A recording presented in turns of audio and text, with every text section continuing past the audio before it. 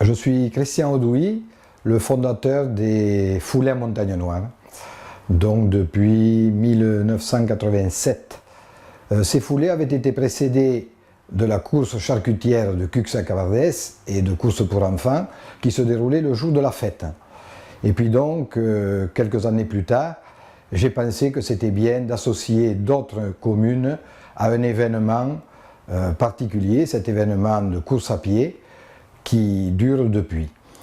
Et c'est comme ça que nous sommes partis de Cessac, que nous sommes passés par Lacombe, les Martis, Codebronde et Cuxac.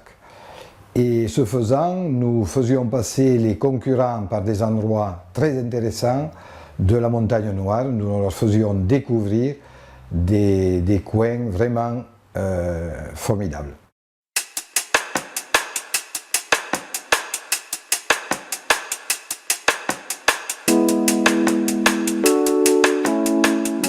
Voici le départ qui se prépare, ce départ des 27e foulées. Alors départ un peu particulier cette année, puisque jusqu'à maintenant, les foulées partaient sur la route devant la pharmacie. Et cette année, c'est donc un départ un peu décalé sur les hauts de Cessac.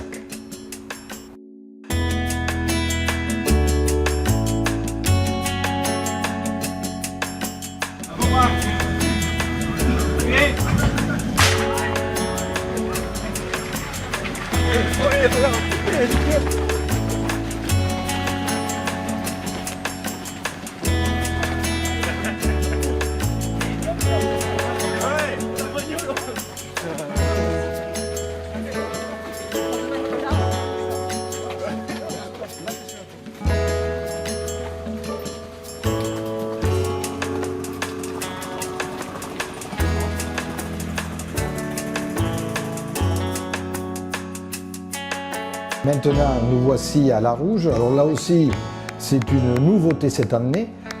Pour éviter aux coureurs des kilomètres d'asphalte, nous passons par cette ferme de Cessac. Et à partir de la ferme, donc, ils vont se retrouver sur un chemin et dans les bois avant de rejoindre la rigole du canal du Midi. Voici un endroit remarquable de la Montagne Noire. D'ailleurs, Joseph Delteil, qui avait une maison à la Galobe, disait de lui que c'était le plus bel endroit du monde. Bon, je comprends qu'il était un peu chauvin, nous le sommes également, donc je dis exactement la même chose que lui. Et effectivement, pour ceux qui ne connaissent pas la prise d'Alzot, eh bien il faut y venir. C'est à cet endroit que naît véritablement le canal du Midi, puisque l'eau de l'Alzot est prise, suit la rigole et rejoint le seuil de Naurouse, le point le plus haut du canal du Midi.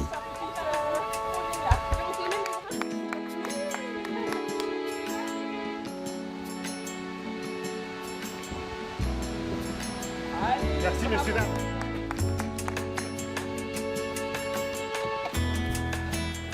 C'est maintenant l'endroit certainement le plus difficile de la course, puisque juste après la prise d'Alzot, il faut monter à Lacombe, par ce petit chemin caillouteux, raviné, et c'est bien là que commence à se faire la sélection.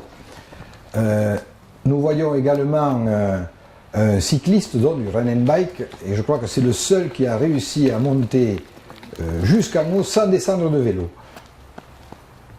Les coureurs traversent maintenant Lacombe avant d'arriver dans la forêt de la Loubatière. Autre lieu remarquable, la forêt des loups, il n'y en a plus, rassurez-vous, mais dans la forêt de la Loubatière, autre lieu remarquable de la Montagne Noire. Bonjour, je suis M. Davando Jacqui, premier adjoint au maire de Lacombe. Depuis 27 ans, nous accompagnons avec un grand plaisir la foulée de la Montagne Noire. Nous sommes heureux de participer à toute l'organisation. Et nous espérons que cela puisse durer très longtemps, tant que la foulée existera. J'espère que ça va exister très longtemps et prendre de plus en plus d'importance. Alors ce passage par les éoliennes est lui aussi assez nouveau, il y a quelques années. Voyant que le parcours était quand même très long, il passait autrefois sur Il passait sur la digue du barrage de la Prade et les gens trouvaient qu'il y avait beaucoup de routes. La descente des Martis à Codebronde était très éprouvante.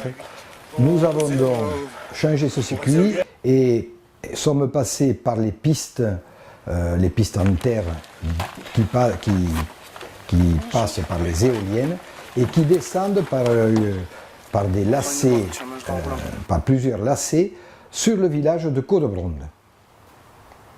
Voilà, après donc cette descente un peu périlleuse parfois, les coureurs arrivent dans le village de Codebronde, un joyau de la montagne noire. Hein. C'est un très très beau village à voir aussi pour ceux qui ne le connaissent pas. Et d'ici, eh bien, ils ne sont plus qu'à 2,5 km de l'arrivée à Cuxac-Cabardès. Bonjour, bienvenue à Codebronde. Je suis Alain Abadi, donc le maire de ce petit village. Vous voyez ici le pont sur la Dure. C'est exactement ici que passaient au départ les coureurs des foulées. Lesquels foulées d'ailleurs, la commune a été à l'origine avec Christian Audouy quand il l'a créé. Bon, moi j'étais un des premiers dans les communes voisines à participer à cette élaboration. Et en particulier, j'ai fait pendant les 15 premières années l'ouverture de la course. L'ouverture à moto, puisqu'on avait besoin, les premiers coureurs avaient besoin bien sûr d'un guide. Je peux faire observer d'ailleurs que pendant ces 15 années, du moins là, les journées de course, on n'a pas eu une goutte de pluie. Et voilà, donc c'est avec plaisir qu'on perpétue cette belle tradition. Voilà, et bien à Cuxac, donc, il rentre par la petite route de Codebronde, il rentre par les Châtaigneraies et sont tout près de l'arrivée, puisque quand ils passent devant l'école, il ne reste plus que 200 mètres à parcourir. Ce ne sont pas les plus difficiles, même si les jambes sont lourdes à ce moment-là. Et enfin, eh bien, la terre promise, l'arrivée devant le pré, entre le pré et la Dure de Cuxac, juste avant la piscine. Et la piscine est très importante puisque c'est là que se trouvent les douches et les coureurs vont apprécier cette douche après l'effort. Attention, le numéro 77 sur la demi.